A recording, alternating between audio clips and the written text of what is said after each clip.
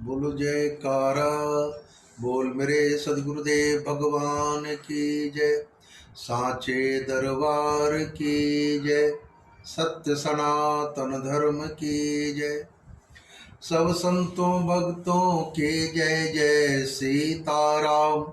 जय जय राधे श्याम। हरि ओम नमः पार्वती पते। हर हर महादेव। ओम नमो सद्गुरुं सच्चिदानन्दरूपं।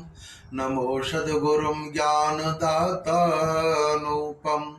नमो सद्गुरुं सत्स्वरूपं विकासं। नमो सद्गुरुं भानुवतसोप्रकाशं। नमो सद्गुरुं बुद्धिविद्या प्रदाता। नमो सद्गुरुं सृष्टिकर्ता विधाता। नमो सद्गुरुं वेद ब्रह्म स्वरूपं। नमो सद्गुरुं भूप भूपाल भूपं। नमो सद्गुरुं काल कालं करालं। नमो सद्गुरुं भक्तमानस मरालं। नमो सद्गुरुं दास पापं प्रहारी। नमो सद्गुरुं निर्गुणं निर्विकारी। कृपा उदति गुरुदेव के लहर बचन अनमोल। भक्ति योग के भेद को दियो पलक में खोल। आग लगी संसार में चुई चुई गिरत अंगार। संतन आते जगत में जर मरता संसार। संतन आते जगत में जर मरता संसार।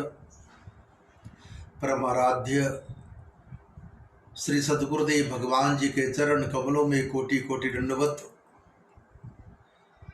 परम पूज्य संत कबीरदास जी के जयंती के उपलक्ष्य में आज के ये प्रवचन है। चारों युग में संतों की महिमा रही है। संतों की गाथा को लोग गाए हैं। शास्त्र सदग्रंथ ऋषि मुनि जितने भी हुए सबों ने संतों की महिमा का बखान किया है। इसी कड़ी में संत कबीरदास जी की ये जयंती पर आज कुछ कहने का ये मौका मिला है। संत कबीरदास जी एक महान तत्ववेत्ता महापुरुष थे, ज्ञानी महापुरुष थे, जिन्होंने सद्गुरु की इतनी व्याख्या की है। हम मानवों के लिए ऐसा अनूठा उपदेश इन्होंने दिया कि मानव शरीर हमें किस लिए मिला है, क्यों मिला है, क्या करने के लिए मिला है। उन्होंने अपने जीवन में इसको दर्शाया है। अपने उपदेशों के माध्यम से हम जनमानस को समझाया है। जब वो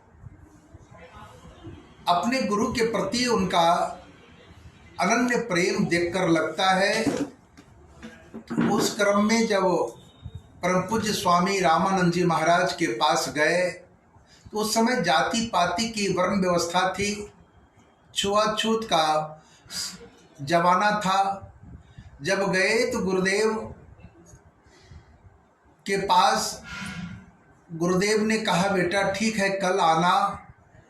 और वो गंगा के किनारे सीढ़ी पर जाकर रात में पड़े रहे। वहीं पर लेटे हुए थे कि गुरुदेव ब्रह्म मुहूर्त बेला में स्नान करने के लिए गंगा की ओर जा रहे थे और उनका पांव पड़ गया, कबीर साहब के शरीर से टच हो गया।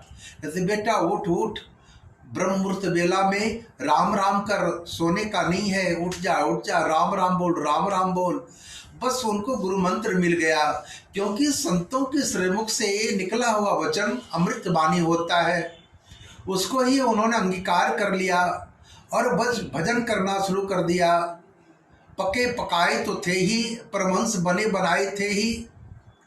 ऐसी खुमारी नाम की चढ़ी, ऐसा प्रेम का एक आग जगा मनमानस में कि बस राममय हो गया। कहते कबीरा बिगड़ गयो राम, सदगुरु के संग में कबीरा बिगड़ी, बिगड़ी बिगड़ के राम हो गयो, कबीरा बिगड़ गयो राम। हम भी बिगड़ते हैं, लेकिन कबीर साहब भी बिगड़े। सदगुरु के संग में बिगड़कर उन्होंने दुनिया को दिखाया कि सत्य क्या है, हकीकत क्या है, गुरु भक्ति क्या है, परमार्थ क्या है। उन्होंने उसका बोध किया स्वयं और जवानी को भी उपदेश दिया। गुरुदेव के बताए हुए वचनों में इतना डूब गए, कहते सदगुरु वैद्य वचन विश्वासा, संयम यह न विषय की आशा। सदगुरु के वचनों पर विश्वास हो गया उन्हें। हमें कहाँ विश्वास होता है सदगुरु के वचनों पर? उनको विश्वास हुआ और उन्होंने वो नाम की रसना को पिया। कहते हैं कबीरा गुरु रस इतना पिया, बाकी बचा न छाछ है। पाका घड़ा कुम्हार का, चढ़े न दूजे चाक। कि कबीर साहब कहते मैंने इतना गुरु रस पिया, इतना गुरु रस पिया कि अब दोबारे तो फिर मुझे आवागमन का चक्कर रहेगा ही नहीं। दोबारे फिर पुनरपि जननम पुनरपि मरणम पुनरपि जननी जठरे सैनम, ऐसा कंडीशन तो होगा ही नहीं। ऐसी मेरी वृत्ति बन गई और जवानी को उन्होंने सीख दिया। बड़े बड़े महापुरुष आज गुरु कबीर साहब की वाणी को कहते हैं, बखान करते हैं, उपदेश करते हैं, उदाहरण देते हैं। उन्होंने ऐसी गुरु भक्ति किया कि गजब कर दिया, गजब कर दिया। कहते गुरु मूर्ति कति चंद्रमा, सेवक नयन चकोर, अष्ट पहर निरखत रहो गुरु मूर्ति की ओर। ऐसी गुरु भक्ति में लवलीन हो गए और उन्होंने अपने उपदेश भरी वाणी से, गुरु भक्ति के मार्ग से, सत्संग के मार्ग से जवानों को ऐसा उपदेश दिया कि आज करोड़ों करोड़ों लोग जीवन में लाभ पा रहे हैं, अपने जीवन को कृतार्थ कर रहे हैं गुरु भक्ति के माध्यम से। और आज उनके लाखों लाख लोग अनुयायी हैं गुरु कबीर साहब जी के, संत कबीर साहब जी के। और गुरु भक्ति में ऐसा उन्हें आनंद आया जब वो अपने गुरु महाराज के आश्रम को गए, वो नाम दान लेने के बाद, तो उनको सेवा मिली दरबार के पुजारी का। बस मंदिर में भगवान शालिग्राम की मूर्ति को रोज गंगा स्नान कराने ले जाते थे काशी के घाट पर, और लाकर फिर तो जैसे वो ले जाए साजी में, और रोज भगवान को, भाव तो ऐसा था कि जागृत वृत्ति थी, ये तो नहीं था कि पत्थर के देवता हैं। कहते हैं पाहन पूजे हरि मिले तो मैं पूजू पहाड़। अगर पत्थर से ही भगवान मिल जाए तो पहाड़ हम पूजेंगे, इसमें क्या हर्ज है भाई? लेकिन नहीं, उस पत्थर में चैतन्य भाव उनको दिखाई पड़ा, भगवान श्री कृष्ण का वो दिव्य स्वरूप दिखाई पड़ा। और फिर उस पत्थर को उन्होंने प्रणाम करके जल में छोड़ दिया, एक को इधर एक को इधर एक को इधर। और वो सारे नन्हे नन्हे से बालक बनकर जल में कूद कूद कर नहाने लगे, स्नान करने लगे। घंटों देर लग गई। कबीर साहब कहते हैं बाबा जी आ जाओ जल्दी से, मंदिर ले चलेंगे, भोग राग लगेगा, वहाँ गुरुजी बिगड़ेंगे। और बालक तो जल्दी आता नहीं है, पानी से निकलता नहीं, घंटों देर लग गया। गए जब वहाँ आश्रम में तो आपके पुजारी बिगड़ने लगे।